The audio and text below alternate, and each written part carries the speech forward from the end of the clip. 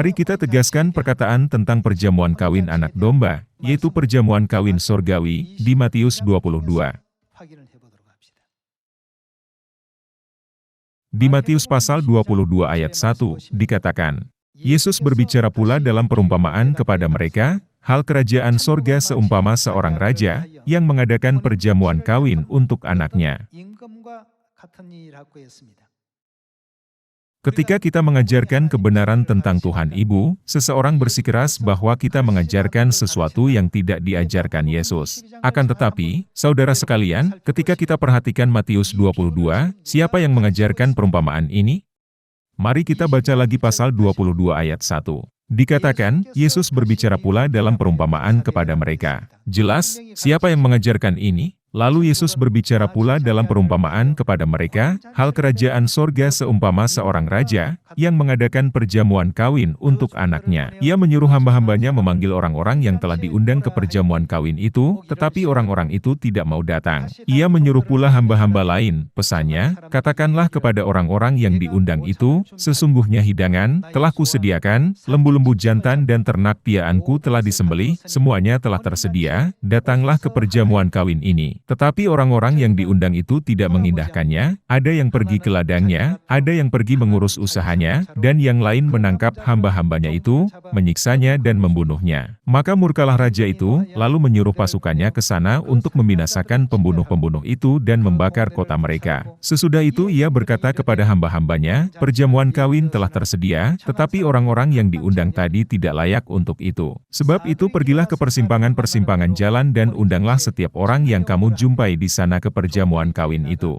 Maka pergilah hamba-hamba itu dan mereka mengumpulkan semua orang yang dijumpainya di jalan-jalan, orang-orang jahat dan orang-orang baik, sehingga penuhlah ruangan perjamuan kawin itu dengan tamu. Ketika raja itu masuk untuk bertemu dengan tamu-tamu itu, ia melihat seorang yang tidak berpakaian pesta. Ia berkata kepadanya, "Hai saudara, bagaimana engkau masuk kemari dengan tidak mengenakan pakaian pesta?" Tetapi orang itu diam saja. Pastilah, perumpamaan tentang perjamuan kawin sorgawi adalah pengajaran Yesus. Lalu, apakah tujuan untuk mengajarkan perumpamaan ini? Topik perumpamaan ini jelas adalah pernikahan. Untuk mengadakan pernikahan, siapa yang harus ada pada dasarnya? Pengantin laki-laki dan perempuan harus ada. Di sini, ada tertulis, hal kerajaan sorga seumpama seorang raja, yang mengadakan perjamuan kawin untuk anaknya.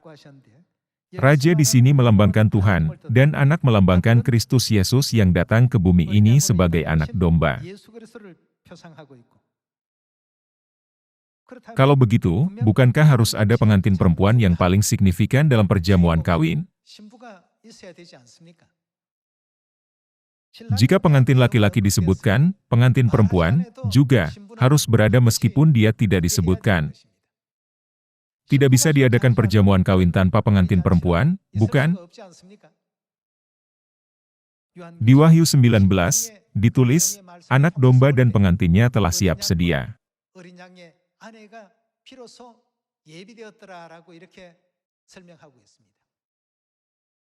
Yesus mengajarkan ajaran tentang perjamuan kawin. Dengan kata lain, itulah pengajaran Tuhan. Lalu, harus ada anak domba dan mempelainya, pengantin perempuan. Juga, bagaimana dengan mereka yang diundang ke perjamuan kawin anak domba? Alkitab mengungkapkan berbahagialah mereka. Saat ini, Tuhan mengundang seluruh umat manusia ke kebenaran Tuhan Bapa yang adalah Roh dan Tuhan Ibu yang adalah pengantin perempuan. Namun, bagaimana tanggapan umat manusia terhadap undangan itu? Katanya, mereka tidak mau datang.